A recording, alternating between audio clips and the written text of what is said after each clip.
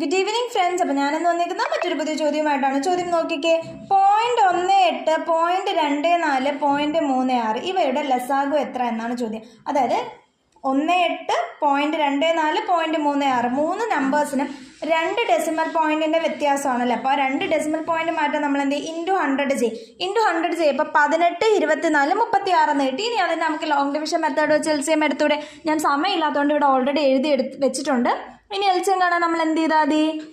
LCM കാണാൻ എന്ത് ചെയ്താൽ മതി? നമ്മൾ മൾട്ടിപ്ലൈ ചെയ്താൽ പോലെ. ഇപ്പോൾ 2 ഇൻറ്റു 2 ഇൻറ്റു 2 ഇൻറ്റു 3 ഇൻറ്റു 3. ഇപ്പോൾ 2 into 2 4, 4 into 2 8, 8 into 3, 8 into 3 into 3, അതായത് 8 ഇൻറ്റു 9 എന്ന് പറയുന്നത് 72 അപ്പോൾ 18, 24, 36ന്റെ എൽസിഎം ആണ് 72. നമുക്ക് വേണ്ടത് ഈ ഡെസിമൽസിൻ്റെ ആണ്. അപ്പോൾ എന്ത് ചെയ്താൽ മതി? ഇതിനെ ബൈ 100 കൊണ്ട് ചെയ്താൽ മതി. അപ്പോൾ 72/100 ചെയ്യുമ്പോൾ എന്താ